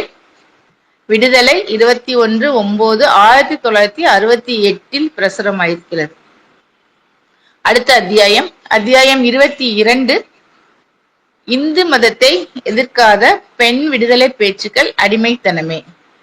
இந்து மத தர்மத்தில் பெண்கள் ஈனப்பிறவி, கடவுளாலேயே விபச்சாரிகளாக பிறப்பிக்கப்பட்டார்கள். சுதந்திரத்திற்கு அருகதையற்றவர்கள். ஒவ்வொரு மனிதனும் தன்னுடைய தாய் விபச்சாரம் செய்திருப்பாள் என்ற நம்பிக்கையோடு பிராயச்சித்தம் செய்து கொள்ள கூடியவன். பெண்கள் கல்யாணம் செய்து கொள்ளும் வகையில் தகப்பனுடைய பந்தோபஸ்தில் இருக்க வேண்டும். கல்யாணம் செய்து கொண்ட பிறகு புருஷனுடைய பந்தோபஸ்தில் இருக்க வேண்டும். இல்லாவிட்டால் ஒழுக்க வீணர்களாக போய்விடுவார்கள். பெண்களுக்கு சொத்து இருக்கக்கூடாது. அவர்களிடத்தில் புருஷர்கள் உண்மை பேசக்கூடாது, ரகசியம் சொல்லக்கூடாது. இன்னும் இவை போன்ற எத்தனையோ நிபந்தனைகள் தர்ம சாஸ்திரத்திலும் கலியுகத்திற்கு ஆதாரமான பராஸ்மிருதியிலும் மற்றும் அவற்றை ஆதரிக்கும் இதிகாச புராணங்களிலும் சொல்லப்பட்டிருக்கிறது. இவைகளை ஒப்புக்கொள்ளுகிறவனும் உண்மையான சனாதன ஹிந்து என்று சொல்லிக் கொள்கிற எவனுக்கும் பெண்கள் சுதந்திரத்தை பற்றி பேச உரிமை இல்லை என்பதே எனது அபிப்பிராயம். இந்த விஷயத்தில் திராவிட தர்மமோ சமண தர்மமோ எல்லாம் ஒரே வித யோக்கியை கொண்டதே என்பது எனது அபிப்பிராயம். தெய்வத்தன்மை பொருந்தியவர் என்று சொல்லும் திருவள்ளுவர் என்பவர் கூட தன் பெண் ஜாதியை விபச்சாரையா பதிவிரதையா என்று பரீட்சித்து பார்க்க ஆசைப்பட்டு மணலை சோறாக சமைக்க சொல்லி அந்த அம்மாளும் அது போலவே சமைத்து போட்ட பிறகுதான் கல்யாணம் செய்து கொண்டதாக சொல்லப்படுகிறது. இந்த படி பரீட்சை செய்து பார்த்தால் இன்றைய தினம் உலகத்திலுள்ள பெண்கள் எல்லாம், இங்கிருக்க பெண்கள் எல்லாம் விபச்சாரிகள் என்றுதான் நாம் தீர்மானிக்க வேண்டும். ஏனெனில் ஒரு சகோதரியாலும் மணலை அரிசி சாதமாக சமைக்கவோ, மழை பெய்ய சொல்லவோ, பச்சை வாழைத்தண்டுவை கொண்டு சமையல் செய்யவோ முடியாதென்று சொல்ல வேண்டியதிருக்கிறது. வேறு எந்த காரியத்திற்காகவும் இந்து மதத்தை ஒழிக்காமல் தாட்சண்யம் பார்ப்பதா இருந்தாலும் பெண்களுடைய சுதந்திரத்தை உத்தேசித்தாவது இந்து மதம் என்பது அழிய வேண்டியது மிக்க அவசியமாகும். இந்து மத புராண இதிகாசங்களில் புருஷன் தாசி வீட்டுக்கு கூட்டிக் கொண்டு போனதாகவும், புருஷன் குஷ்டரோகி விட்டதால் அவனை கூடையில் சுமந்து கொண்டு போனதாக நலாயினி முதலிய கதைகள் சொல்லப்படுகிறது. எவ்வளவு அக்கிரமும் கொடுமையும் கொள்கையும் இது என்று யோசித்து பாருங்கள். என்னுடைய மகள் நலாயினியைப் போல் இருப்பாயானால் கட்டாயம் அவளை நான் விஷம் வைத்து கொன்று விடுவேனே ஒழிய குஷ்டரோகியை சுமந்து கொண்டு தாசி வீட்டிற்கு போக சொல்லிக் கொண்டு இருக்க மாட்டேன். பெண்கள் விபச்சாரிகள் என்பதை ஆதரிக்க எழுதி வைத்த ஆதாரங்களில் ஒன்றுதான் பாரதம் என்பது எனது அபிப்பிராயம். ஏனெனில் பாரதத்தின் முக்கிய பாத்திரங்களில் ஒன்றான திரௌபதை தனக்கு 5 புருஷன்மார்கள் உண்டு எனவும், அவ்வளவும் போதாமல் 6வது புருஷன் ஒருவன் மீது எனக்கு ஆசை இருந்தது என்றும், அதனால்தான் விபச்சாரி என்றும், உலகத்தில் பெண் தன் புருஷனை தவிர வேறு ஆண்களே இல்லாமல் இருந்தால்தான் பெண்கள் விரதையாய் இருக்க முடியும் என்றும் ஒரு உயர்குல பெண்ணை தன் வாயினால் சொன்னதாக எழுதி வைக்கப்பட்டிருக்கிறது. ஹரிச்சந்திர புராணத்தில் தன் பெண் ஜாதியை பல சொத்துக்களில் ஒன்றாக கருதி வேறு எவனுக்கோ விலக்கி விட்டதாகவும், அவளும் தன்னை ஒரு உண்மையான அடிமை என்பதை ஒப்புக்கொண்டு வாங்கப்பட்டவனிடம் தொண்டு செய்ததாக சொல்லப்பட்டு இருக்கிறது. வேறு புண்ணிய புராணங்களில் அடியாருக்கு பெண் சாதிமார்களை கூட்டி கொடுத்ததாகவும், அந்த பெண்களும் அப்புருஷர்கள் வாழ்க்கையை தட்டக்கூடாது என்று கருதி அடியார்களிடம் போய் படுத்துக் கொண்டதாகவும் சொல்லப்பட்டிருக்கிறது. மற்றும் சில நீதி கதைகளில் தங்கள் புருஷன்மார்களுடைய வைப்பாட்டிகளுக்கு தொண்டு செய்ததாகவும் சொல்லப்பட்டிருக்கிறது. ராமாயணம் என்கின்ற இதிகாசத்தில் ஒருவன் ஒரு நீதியான சக்கரவர்த்தி 10,000 பெண் சாதிகளை மணந்து கொண்டதாகவும், பட்டத்துக்கு தன் சொந்த அரண்மனையில் வேறு 3 பொண்டாட்டிகளை மறந்து கொண்டிருந்ததாகவும், யாகத்தில் அவர்களை பார்ப்பனர்களுக்கு தனது சொத்துவை போல கருதி தர்மமாக கொடுத்து விட்டதாகவும், அவர்களாலே பெண்களை வைத்து நிர்வகிக்க முடியாமல் திரும்பவும் பணம் வாங்கி கொண்டு ராஜாவுக்கே கொடுத்து விட்டதாகவும், இந்த மாதிரி பண்ட மாற்றுதலுக்கு பெண்களை உபயோகப்படுத்தினதாக சொல்லப்படுகிறது. இன்னும் நம்முடைய பழைய அரசர்கள் ஒருவராவது ஒரு பெண் ஜாதியுடன் இருந்ததாகவோ பெண் ஜாதிகளை சமமாகவோ காண்பதற்கு இல்லை. அப்படி எங்காவது காணப்படுவதா இருந்தாலும் அது ஒரு காலம் மேற்படி மத தர்மங்களுக்குட்பட்டு முரணானது என்றுதான் சொல்ல வேண்டும். இதுவரையிலும் மக்கள் பெண்கள் சுதந்திரம் என்று பேசிக் கொண்டு வந்ததெல்லாம் வெறும் புரட்டும் முன்னுக்கு பின் முரணுமாய் முடந்திருக்கிறதே தவிர, காரியத்தில் உண்மையாக பெண்கள் விடுதலைக்கு மார்க்கம் கண்டுபிடிக்கப்படவில்லை என்பதுதான் எனது அபிப்பிராயம். பெண்கள் விடுதலைக்கு வெளியில் வருபவர்கள் பெண் சம்பந்தமான இந்து மத தர்மத்தையும் சாஸ்திரத்தையும் புராணத்தையும் இதிகாசத்தையும் நீதி கதையையும் ஒதுக்கி வைத்து விட்டுதான் வர வேண்டும். அப்படி இல்லாமல் மேற்கண்ட அழுக்கு மூட்டைகளை சுமந்து கொண்டு யார் எங்கு போய் பெண் சுதந்திரம் பேசினாலும் அது கட்டுப்பாடு உள்ள அடிமை பிரச்சாரமாக முடியுமே தவிர சிறிதும் விடுதலையை உண்டாக்காது. மற்றும் பெண்களை படிக்க வைக்க வேண்டும் என்று சொல்லி எழுத்து வாசனை உண்டாக்கி அவர்களுக்கு ஹரிச்சந்திர புராணத்தையும் நலாயினி கதையையும் ராமாயணத்தையும் பாரதத்தையும் படிக்க வைத்தால் பின்னும் அதிகமாக அடிமைகளாக ஆவார்களா, சுதந்திரம் அடைவார்களா என்பதை நீங்களே யோசித்து பாருங்கள்.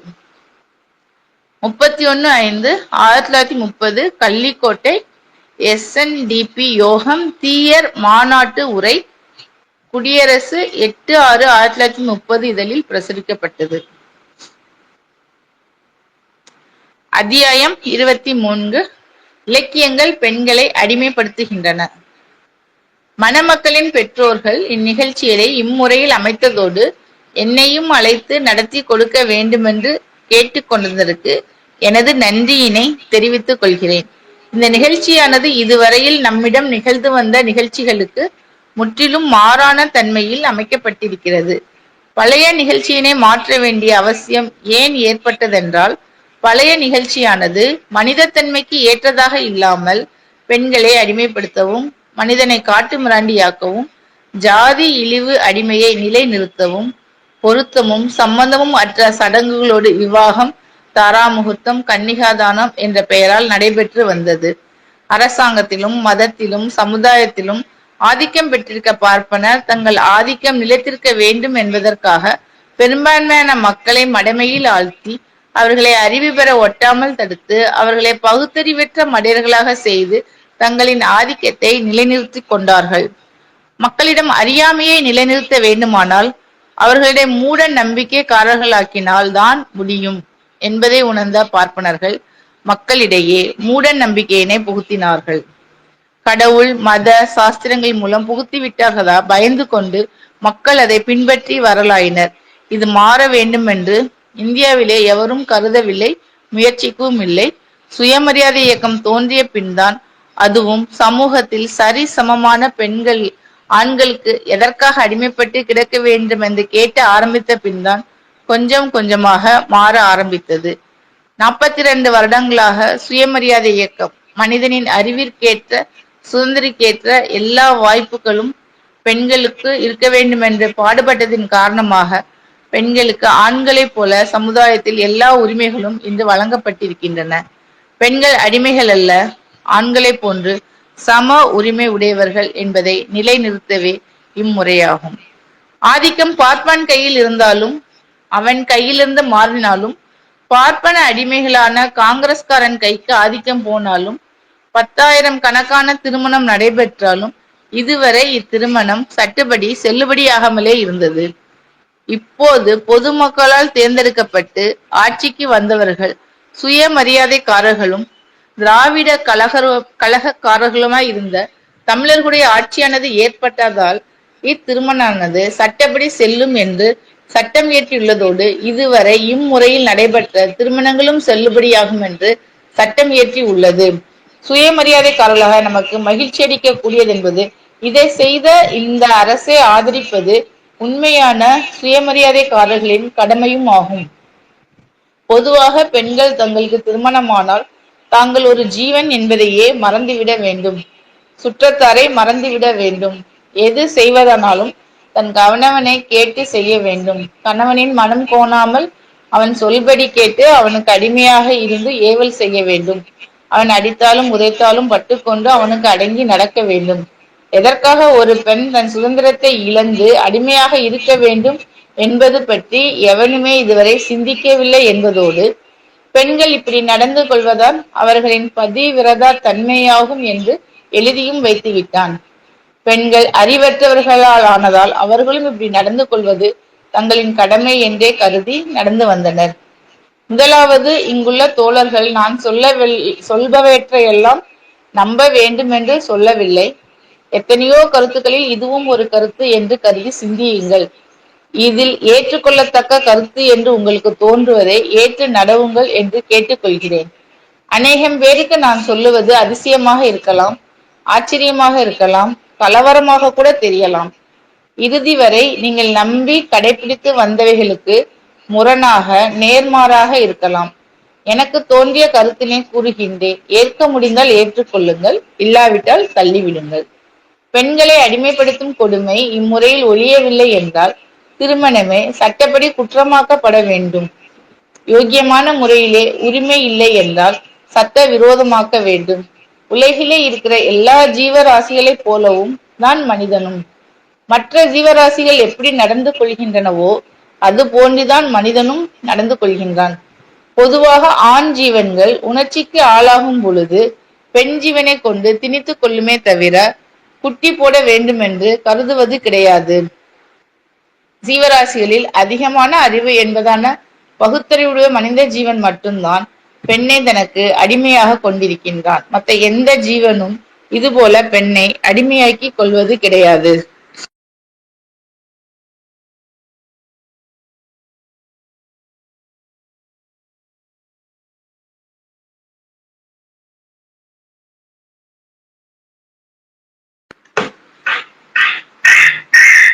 மனிதனுக்கு கவலைகள், தொல்லைகள்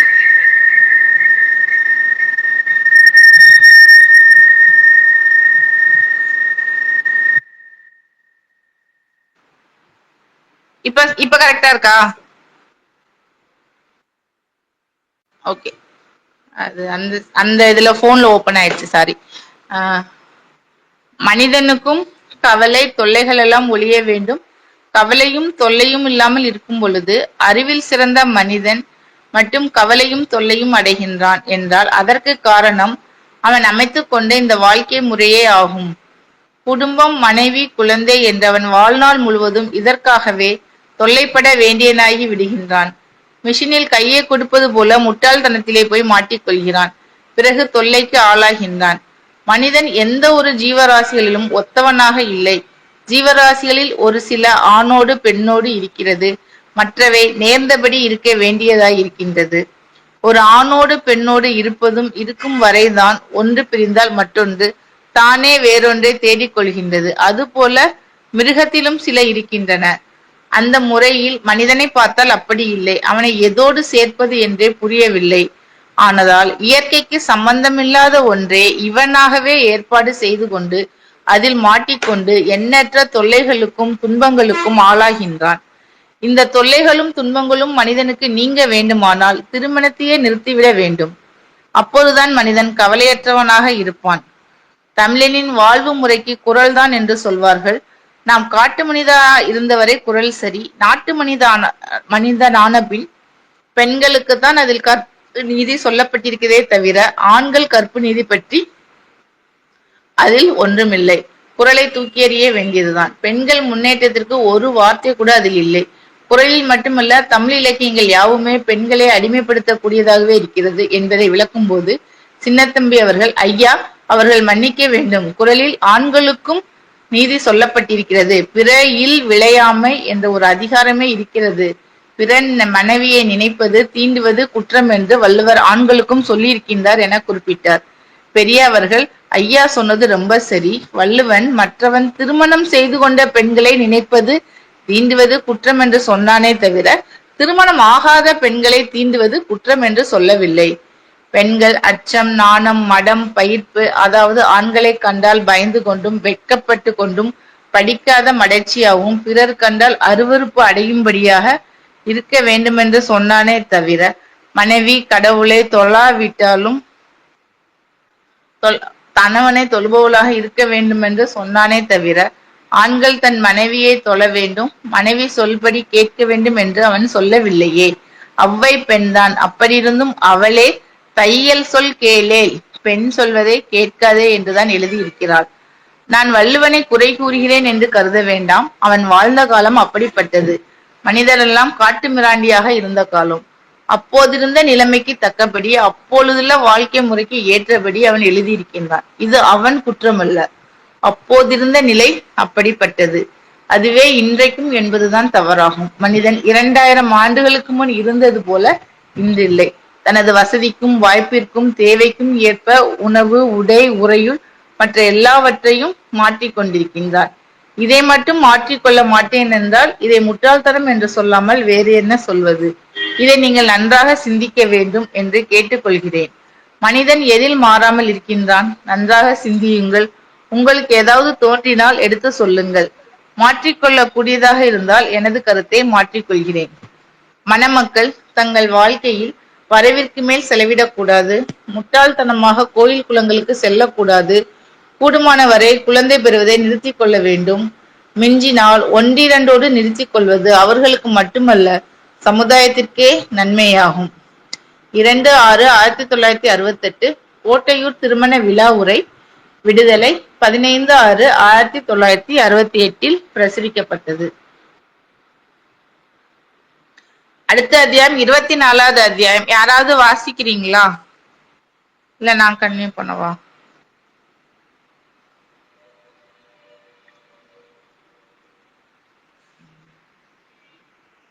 ஜெகதீஷ், நான் பேசுறது கேக்குதா?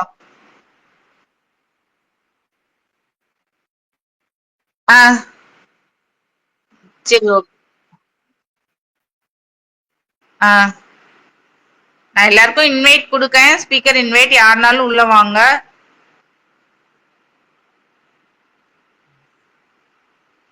எல்லாருக்கும் ஸ்பீக்கர் இன்வைட் கொடுத்துருக்கேன்.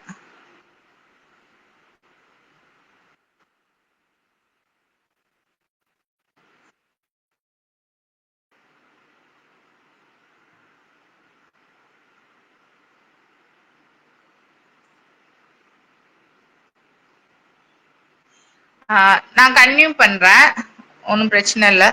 யாருனாலும் ஓகேனாலும் எனக்கு ஒன்றும் இல்லை. இன்னும் 10 2 12 பக்கம் இருக்கு. சரி, ஓகே. அத்தியாயம் 24. பெண்களுக்கு மூளை இல்லையா? ஆண் மக்கள் தங்களுடைய பெண் மக்களை, அதாவது தாங்கள் மிகுதியும் மரியாதை செலுத்தும் தாய்மார்களா இருந்தாலும் சரி, அன்பு செலுத்தும் சகோதரியா இருந்தாலும் சரி, காதல் குறித்தான மனைவிகளாக இருந்தாலும் சரி, ஒரேபடியாக அவர்களை கேவலமாக எண்ணியும் மதித்தும் வருவது சகஜமாக இருந்து வருகிறது. நமது நாட்டில் வெகு காலமாக இம்மாதிரி பெண்களை இழிவாக கருதப்படுவதற்கு நமது சாஸ்திரங்களும் பண்டித பெரியோர்களும் முற்றும் சுரைந்த முனிவர்கள் என்று சொல்லப்பட்டவர்களும் ஒருவித காரணமின்றி பெண்களை கேவலமாக வர்ணித்து வந்ததோடு பாரபட்சமாக ஏட்டிலும் எழுதி வைத்திருக்கின்றார்கள். இதை படிக்கும் மக்கள் சாதாரணமாக தங்கள் பகுத்தறிவை கொண்டு ஆராயாமல் தங்கள் பெண் மக்களை கேவலமாக நடத்தி வந்ததோடு அவர்களுக்கு எந்த விதத்திலும் சமத்துவம் ஏற்படாதபடி சட்ட திட்டங்களையும் செய்து அதை பழக்கத்திலும் கொண்டு வந்து விட்டார்கள். இந்த பழக்கமானது இந்தியர் ஒவ்வொருடைய மனதிலும் ஆழமாக பதிந்து விட்டது. சுயமரியாதை இயக்கத்தின் பலனால் மக்கள் சிறிது சிறிதாக உண்மையை உணர்ந்து வருகிறார்கள். இந்த சந்தர்ப்பத்தில் ஆண் பெண் சமத்துவத்தை பற்றி மேனாட்டு மனோதத்துவ நிபுணர்கள் செய்யும் முடிவையும் நாம் பெரிதும் கவனிக்க வேண்டியது அவசியம். ஆடவர்கள் சாதாரணமாக பெண்களை பேதையர்கள் என்று அழைப்பதில் எவரும் பின்வாங்குவதில்லை. அடுப்பங்கரண்டியில் சட்டி சுண்டும் அம்மையர்களைத்தான் இவ்வாறு கூடி விடுகிறார்கள் என்றால், தற்கால படிப்பு படித்து ஆண்களைப் போலவே BA MA பட்டம் பெற்றவர்களையும் கூட எப்படி இருந்தாலும் பெண் புத்தி பின்புத்தி தானே, பேதமை என்பது மாதர்க்கு அணிகலன் என்று அலட்சியமாக கூடி விடுகிறார்கள். இதே போல பாமர மக்களும் கூறுவது ஒருபுறம் என்றால், படித்த ஆண்களும் இவ்வாறு கூறுவதற்கு கூச்சம் அடைவதே இல்லை. அவர்கள் கூறுவதெல்லாம் என்ன? பெண்களுக்கு மூளை இல்லை என்பதுதான் பொதுவானது. இது மனிதனுடைய பழக்க வாசனையா அல்லது இயற்கை வாசனையா என்று கூட நாம் சில சமயங்களில் சந்தேகிக்க வேண்டி இருக்கிறது. என்றாலும் இது ஒரு அலட்சிய புத்தினாலும் தற்பெருமையினாலும் நாளாவட்டத்தில் நிலை பெற்று விட்ட ஒரு தப்பு அபிப்பிராயம் என்றே கூற வேண்டும். இந்த காரணத்தினாலே அவர்களை அலட்சியம் செய்து சரியான கல்வியை அளிக்காமல் இருந்து விட்டார்கள் என்று கூறலாம்.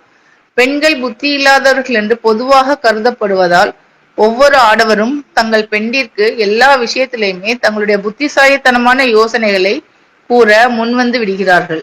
சமைக்கின்ற வேலை முதற்கொண்டு வீட்டு வேலைகள் சகலமும் சேர்த்து பிள்ளை பராமரிப்பு வரையிலும் கூட விஷயங்கள் தங்களுக்கு எந்த விதத்திலும் அனுபவம் இல்லாதிருந்தும் கூட தங்களுக்கு அதிக புத்தியுண்டு என்ற தற்பெருமையினால் எதையும் யூகித்து சொல்லக்கூடிய திறமை உண்டென்கின்ற அசட்டு தைரியத்தால் தங்களது யோசனையை பெண்களுக்கு கூற முன்வந்து விடுகிறார்கள்.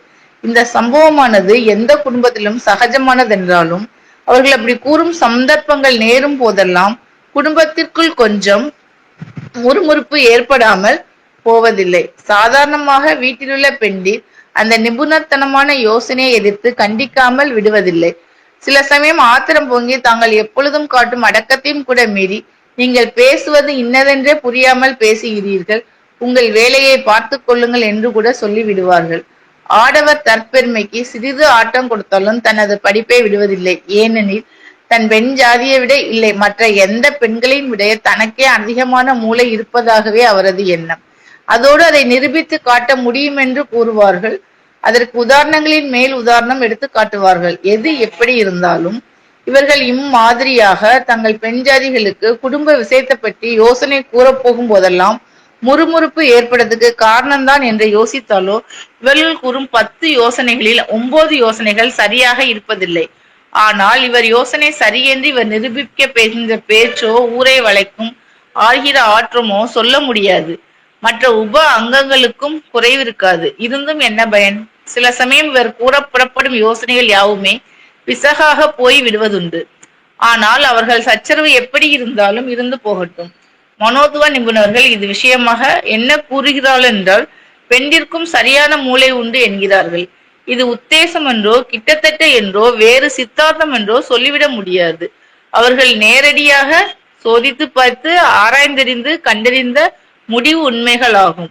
அமெரிக்காவிலே ஒரு கல்லூரியில் உள்ள 115 ஆண்களையும் 111 பெண்களையும் எடுத்துக்கொண்டு அவர்களுடைய புத்தி திறமை பற்றி வெகு கவனமாக சோதனை செய்து பார்த்ததில் சராசரியாக பெண்களுக்கும் சரி ஆண்களுக்கும் சரி சமத்துவமாக 142 மார்க்குகள் கொடுத்தார்களாம். அதை விடுத்து பல பிரபலமான கல்லூரியில் உள்ள எல்லாரையும் ஒன்று சேர்த்து மொத்தம் 3175 ஆண்களையும் 1575 பெண்களையும் சோதித்து பார்த்ததில் அவர்களுடைய கல்வி திறமையானது ஏ கிரேடு பி கிரேடு முதலிய இரண்டுமே சேர்த்து ஆண்களுக்கு 100க்கு 75.4 மார்க்குகள் என்றும் பெண்களுக்கு 100க்கு 75.2 மார்க்குகள் என்றும் முடிவிற்கு வந்தார்களாம். அமெரிக்காவில் ஹார்வர்டு பல்கலைக்கழகமானது சற்று மேல்தரமான கல்லூரி. இதனுடைய மாணவர்களையும் உயர் தாராட் கிளிபென் கல்லூரியில் உள்ள மாணவிகளையும் சோதித்து சில மாதங்கள் அவர்களுடைய அறிவு திறமையை ஆராய்ந்து பார்த்ததில் ஒரு மாணவனும் ஒரு மாணவியும் மாத்திரம் முதல் தர மாணவர்கள் என்று தேர்ந்தெடுக்கப்பட்டு அவர்களுக்கு 86 மார்க்குகள் நிர்ணயிக்கப்பட்டது. ஒரு மாணவர் எல்லாத்தை விட நிரம்ப தாழ்ந்ததான 8 மார்க்குகள் வாங்கினதை பற்றி யாரும் ஆச்சரியப்பட நேர்ந்தது. ஆனால் வெகு குறைந்த வாங்கின பெண்மணிகள் மாத்திரம் 28 மார்க்குக்கு குறையாமல் வாங்கியிருந்தார்கள். பொதுவாக எல்லோரையும் சேர்த்து சராசரி பார்த்த பொழுது மாணவர்களுக்கு 100க்கு 50.5 ஆகவும் மாணவிகளுக்கு சராசரி 100க்கு 55 ஆகவும் நிர்ணயிக்கப்பட்டது. இதில் பெண்களுக்கும் ஆண்களுக்கும் இடையே அறிவு திறமை இவைகளில் அதிக வித்தியாசங்கள் இருக்கவில்லை என்பது திட்டமாக தெரிகிறது. மற்றும் அவரவர்களுக்கு இட்ட வேலைகளில் சிறிதும் ஏற்றத்தாழ்வு கூற முடியாதபடி திறமையானவே நடத்தக்கூடிய ஆற்றல் உண்டென்று தெரிகிறது. இப்பொழுது நாம் சாதாரணமாக உலகத்திலே உள்ள ஆண் பெண்களை எடுத்துக்கொண்டோமானாலும் திறமைசாலிகளான பெண்கள் சராசரியில் சமத்துவமாகவே தோன்றியிருப்பதாக கண்டு கொள்ளலாம். ஆண்களுக்கு பிறகு எவ்வளவோ காலத்திற்கு பின்னால் பெண்கள் தங்கள் சுதந்திரங்களை பெற்றிருந்தாலும் இந்த குறுகிய காலத்திற்குள் நல்ல புகழ்பெற்ற ஆசிரியர்களும் நடிகர்களும் பிரசங்கிகளும் வர்த்தக முதலான துறைகளில் தேர்ச்சி பெற்றவர்களும் எண்ணிக்கையில் கூடுமான வரையில் வீதாச்சாரத்திற்கு குறையாதென்பது திண்ணம். இந்தியாவின் பெண்கள் சுதந்திரமோ வெகு காலமாக தடுக்கப்பட்டிருந்தும் அவர்களிலும் புகழ் பெற்றவர்களும் அறிவிலும் ஆற்றலிலும் ஆண்களோடு சமத்துவமாக வைத்து போற்றக்கூடிய இயல்புடையவர்கள் எத்தனையோ பேர் என்பதை இந்த குறுகிய காலத்திற்குள் தோன்றி இருக்கிறார்கள் என்பதையும் கண்டு கொள்ளலாம். இதனால் ஆண்களுக்கும் பெண்களுக்கும் உள்ள சமத்துவமானது ஒரே தன்மையில் என்பதாக தவறுதலாக கொள்ளக்கூடாது. அவர்கள் ஆண்களுக்கு சமத்துவமான துணைவர்களே ஒழிய, அதாவது தன்மையில் வேறுபட்டாலும் ஒருவருக்குள்ள திறமையில் அவர்கள் சமத்துவம் என்று சொல்ல வேண்டியதற்கே ஒழிய ஆண்களை போன்ற நகல்கள் என்று கூறுவதல்ல. இரு பாலர்களுக்கிடையே அவசியமான வித்தியாசங்கள் உண்டு. அவர்களுடைய மனோபாவத்தில் தெளிவாக வித்தியாசப்படுகிறார்கள் என்பதை புரொஃபசர் எட்வர்ட் டி தான்டைன் என்ற மனோ தத்துவ சாஸ்திரி கூறுகிறார். பெண்களானவர்கள் பாஷா வித்வத்திலும் சடுதியான ஞாபக சக்தியிலும் கிரகிக்கும் தன்மை உடையவர்கள் என்றும், ஆண்களோ சரித்திர ஆராய்ச்சியிலும் உள் உணர்ச்சியிலும் தேக பலத்திலும் ரசாயன சாத்திரங்களும் பெருமையாக இருப்பதோடு நுணுக்கமான வேலைகளிலும் திறமைசாலிகள் என்று கூறுகிறார். ஒவ்வொரு பாலாருக்கும் இம்மாதிரியான இயல்பான குணங்கள் தனித்தனியாக இருக்கிறது என்பதை உணராமல் ஆண்களுக்குள்ள அறிவு திறமையில் பெண்கள் குறைவானவர்கள் என்று முடிவுக்கு வருவானார் ஒரு பெரிய தவறு. ஒரு பிரபல விஞ்ஞான சாஸ்திரியானவர் விஞ்ஞான ஆராய்ச்சியை பற்றி வியாசம் தயாரிக்கும் போதெல்லாம் அடிக்கடி தன்னுடைய பக்கத்தில் உள்ள 13 வயதுடைய மகளை தனக்கு சந்தேகமா இருக்கும் ஒவ்வொரு வார்த்தைக்கும் எழுத்து கூட்டுதலை கேட்டுக்கொண்டு எழுதுவாராம். இந்த பெண் சாதாரண பள்ளி மாணவியா இருந்தும் விஞ்ஞான கலை சம்பந்தமான வார்த்தைகளை கூட பிழையில்லாமல் தயக்கமின்றியும் எழுத்து கூட்டி சொல்லும் வழக்கம் உண்டாம். அப்படி சொல்லும் பொழுதெல்லாம் அந்த பெண் குழந்தையானது தனக்கு இருக்கும் ஞாபக சக்தி கூட தந்தையாருக்கு இல்லாதிருப்பதை பற்றி பெரிதும் வியப்புறுவாளாம். ஒவ்வொரு குடும்பத்திலும் வீட்டு ஆண்களுக்கு பாட்டனார் திதி எப்பொழுது, அமாவாசை எப்பொழுது, தான் ஊர் போய் வந்தது எப்பொழுது என்று வெகு சாதாரணமான விஷயங்களை கூட எந்த தேதியில் என்பது ஆண் மக்களுக்கு ஞாபகம் வருவதில்லை.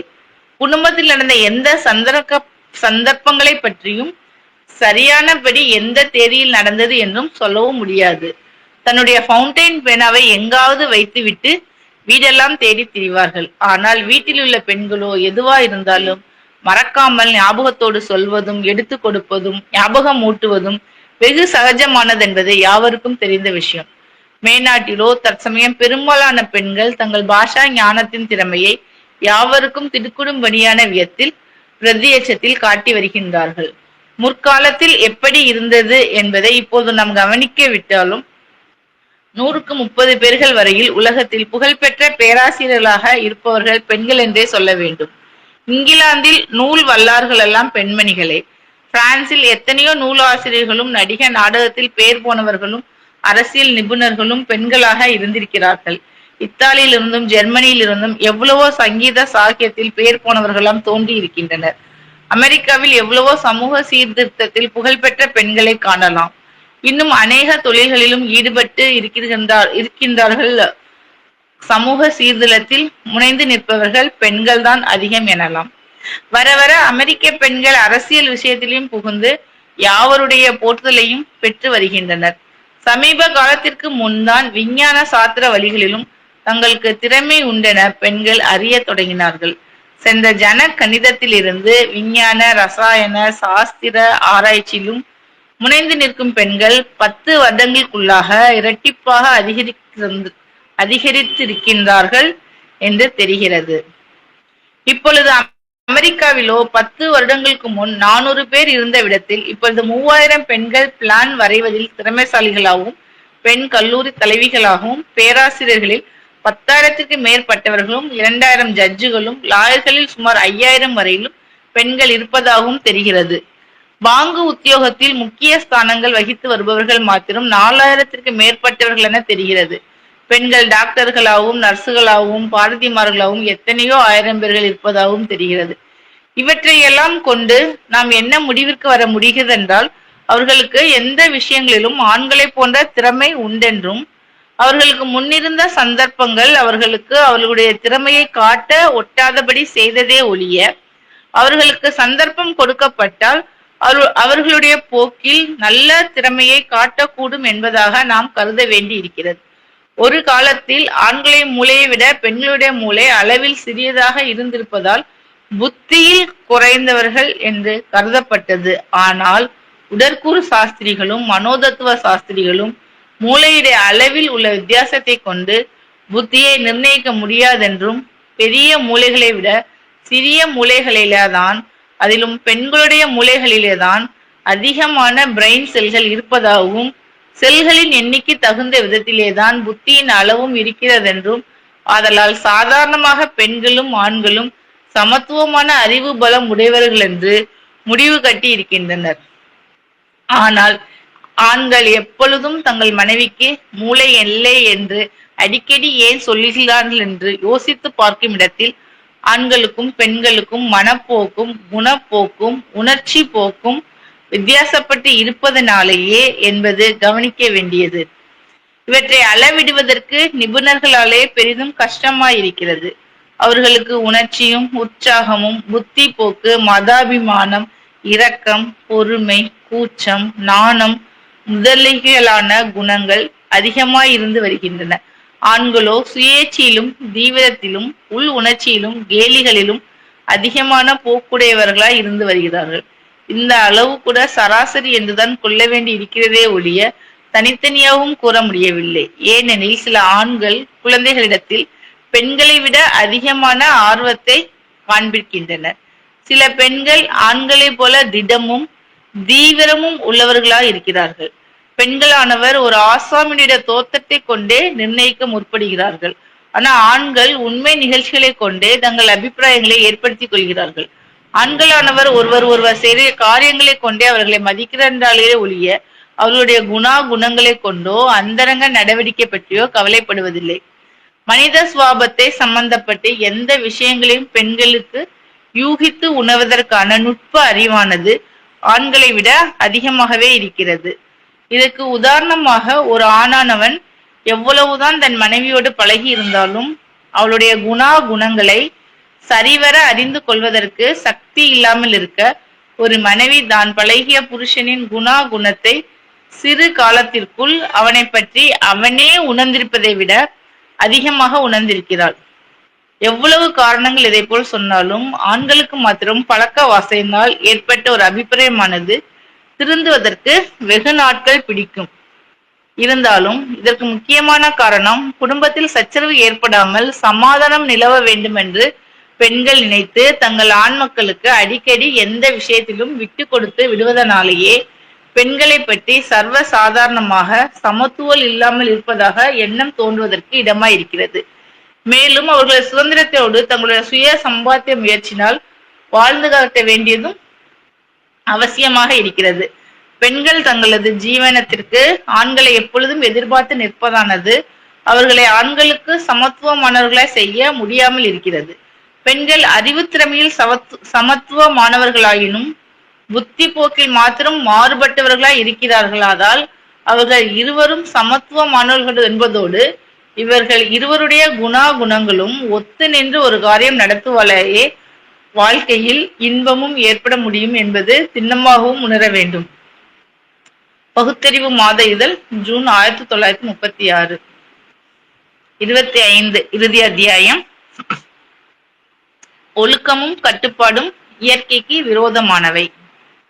மனித சமூகத்திற்கென்று பொதுவாக சில கட்டுப்பாடுகளும் ஒழுக்கங்களும் வாழ்க்கைக்கு ஏற்பட்டிருக்க வேண்டும் என்பதை நாம் அடியோடு ஆட்சேபிக்க வரவில்லை. ஆனால் அவை தனிப்பட்டவர்கள், அதாவது ஆண்டான் அடிமை முறை, எஜமான் கூலி முறை, முதலாளி காரியஸ்தர் முறை, சிநேகிதர்கள் முறை, கூட்டாளிகள் முறை, வாழ்க்கை துணை முறை போன்ற தன்மைகள் கொண்ட, அதாவது தனிப்பட்ட சம்பந்தங்களுக்கு ஏற்படுவது போன்றதான ஒழுங்கு கட்டுப்பாடுகள் போல பொது வாழ்விற்கு பொது கொள்கைகளா இருக்கக்கூடாது என்பதை ஞாபகத்தில் வைத்துக் கொள்ள வேண்டும். பொது வாழ்க்கைக்கு ஏற்படுத்தப்படும் கொள்கைகள் என்பன பொது ஜனங்களில் யாருடைய தனி சுதந்திரத்திற்கும் பாதக மேற்பட்டதாகவும், அதுவும் பிரயோகத்தில் சிறிதும் பாரபட்சம் உயர்வு தாழ்வு தத்துவம் கொண்டதா இல்லாதல் இருக்க வேண்டும் என்பதோடு எல்லாவற்றையும் விட அவை முக்கியமாக இயற்கையோடு இணைந்ததாக இருக்க வேண்டும் என்பதாகவும் உள்ளது. அப்படிப்பட்டவைகளுக்கும் மற்றவர்களுடைய நியாயமான உரிமைக்கும் சுதந்திரத்திற்கும் சிறிதும் பாதகம் உண்டு பண்ணாதாக இருக்க வேண்டும்.